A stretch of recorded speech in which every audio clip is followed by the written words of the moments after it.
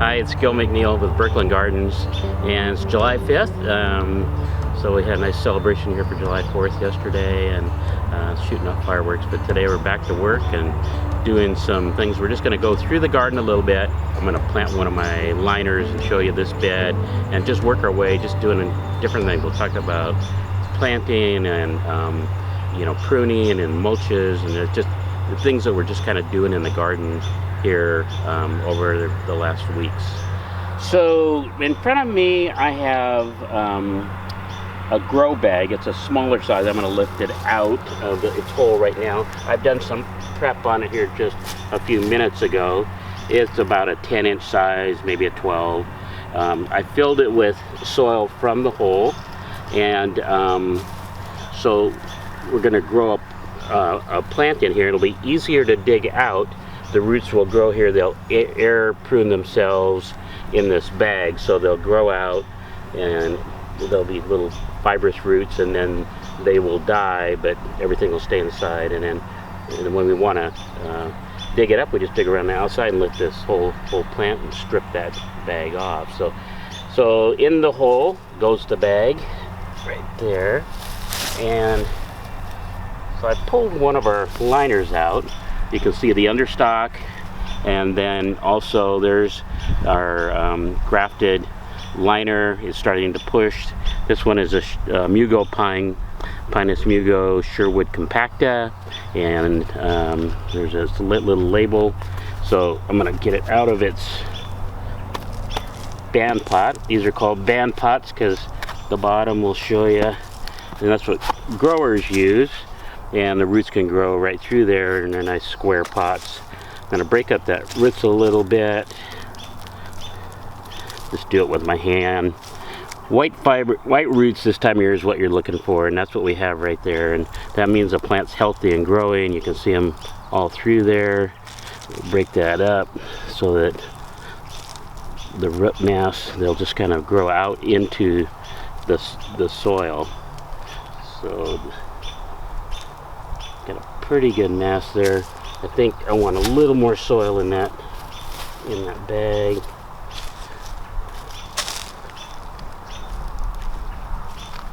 And then compact that a little bit. I think that's pretty good right there. I'm just using a little it's an older trenching shovel, but I like using it sometimes. I just find things that work for me, different tools. This one will slice through the soil here really nicely, and create a nice planting hole. As I'm filling it with soil, I'm packing it with my hand. I want to get that air out of the soil too. It's still going to be somewhat loose, but it'll be pretty well compacted. Do a little bit more. Center up the plant.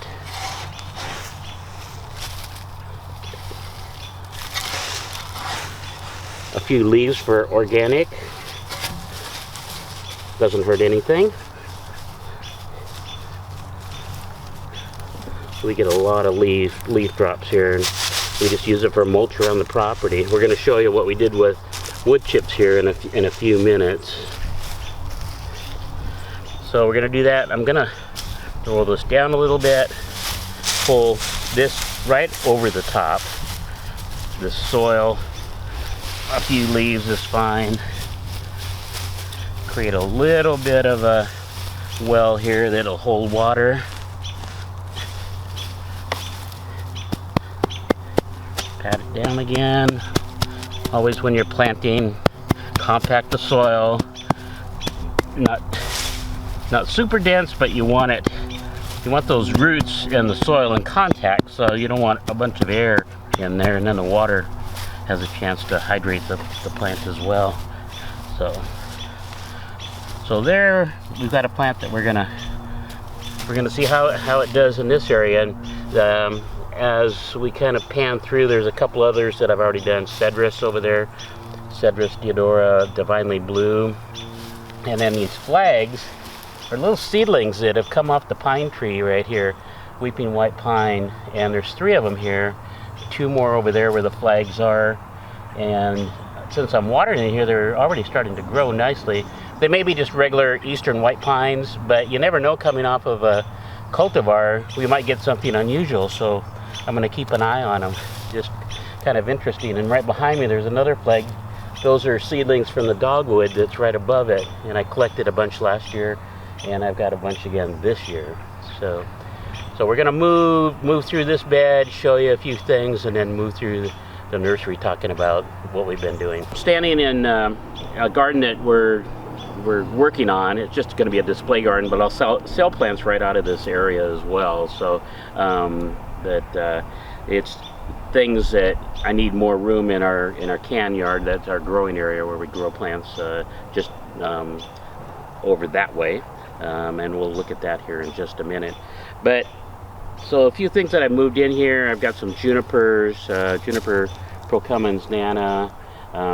It actually is a nice bonsai plant, so it's mounding and just sweeps down, so that's a nice plant. That eastern white pine, that weeping one's right behind me. You can see how massive the trunk is. It's one of the first ones that came to Washington, so it's probably been in this about 40 years, and it's probably 50 years old. I'm just guessing, but that's a pretty good estimate, I think.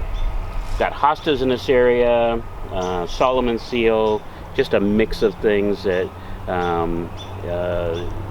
we're using. And I'll talk about these emerald greens because they're very common, but they're one of the most useful plants because they're narrow, nice dark green color. They can be tipped when they get to the height that you want them to. Lightly sheared, no more. People usually just leave them, but they can be lightly sheared. And we sell these. I just sold 100 of these the other day to someone that wants to screen off where they're building their new home. So these are, even though they're common and they kind of come, they're in a little bit of a short supply right now with all the construction that's happened over the last few years. So we're gonna move on through the beds, and this bed extends up, for 150 feet. A little more shade. We're doing more hostas up there. Got daylilies lining it. Things that I haven't sold during the spring, and they probably won't sell this year. So we'll get them planted, and we'll just enjoy them, and we might sell them later. That's it. But I'll show you a juniper. Okay.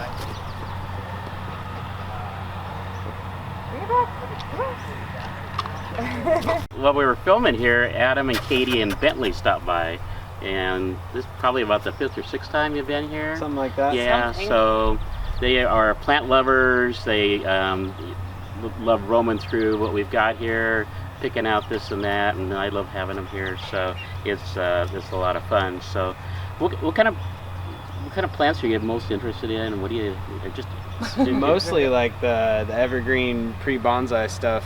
That's right, because you're a bonsai person. You belong to a bonsai club, right? Yeah, the Skagit Bonsai Association. I do a little bit with them. So I kind of advertise a lot of my stuff for pre-bonsai too. Yep. And you might have caught, that might be what you caught your eye too. Yeah, that was the Facebook Marketplace post is where I actually saw it. Yeah, so I appreciate that. So then we come back because it's so personal and freaking awesome. Super fun. Yeah.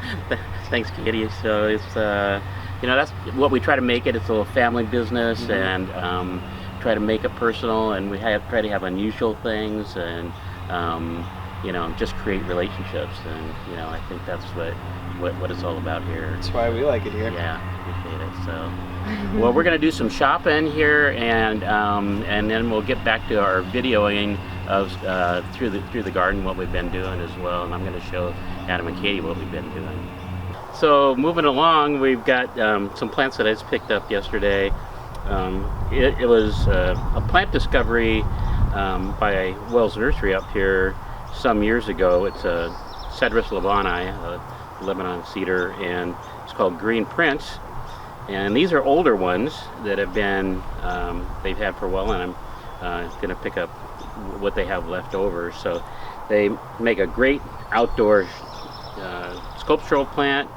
Have great, you might call it a bonsai type, appeal, even though they don't have to be a bonsai. Just the plant itself has great appeal. So nice curved trunks. They're probably 20-25 years old. So this will be a great addition, and some lucky folks will be having these in their yard.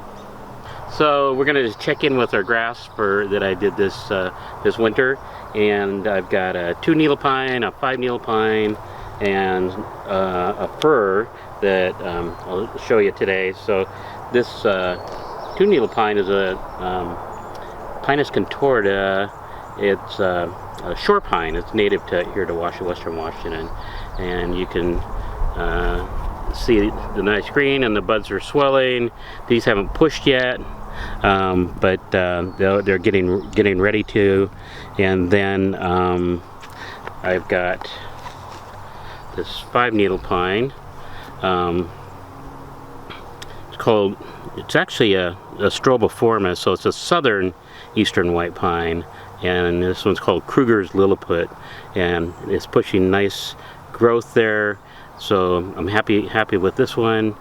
They're enjoying this weather a lot. And then I'm gonna pull one of these out, one of these firs, and this one is a noble fir, and I might have showed it before, but they're pushing nicely, new growth. Actually, I'm gonna grab this one here too because it's got more buds on it, more new growth, so that shows a little bit better. This one here is just a single. So things are coming along nicely. So right where I'm standing, there was a huge pile of wood chips that we stocked here a couple years ago, and we just let them, sit here and compost. We've stirred them a couple times. They've gotten to the point now where they're not finished compost, but they make good mulch. So we're taking these chips and spreading them out underneath some of our trees. And Travis and I, my son Travis, we've been doing some pruning on the trees behind me, and might get a little shot here of a few other trees. We're just lifting them up a little bit. Lift up meaning taking some of the lower branches off and reducing the outside. Some are very aggressive, like the Japanese black pines that are kind of right behind me. There's a number of them, and it's a very aggressive tree and grows very strongly. So keeping them from just going wild is an important thing. Otherwise you lose control of them. We've been using that mulch, like I said, to just put on the ground around these trees to finish them off. That mulch will retain moisture and will keep weeds down, and it has just a nice appearance. Not as nice as some of the commercial mulches like the finished compost and barks and things like that, but it's pretty good, and it'll help us to maintain the property around here, and it defines the trees, allows them to show a little better. We've been taking some trees out to add space between individual trees. So we've got a weeping white pine behind me. I've got a Korean fir, kind of a special one, some Japanese black pines. In a minute here you'll see some weeping sequoias, and there's some cedrus.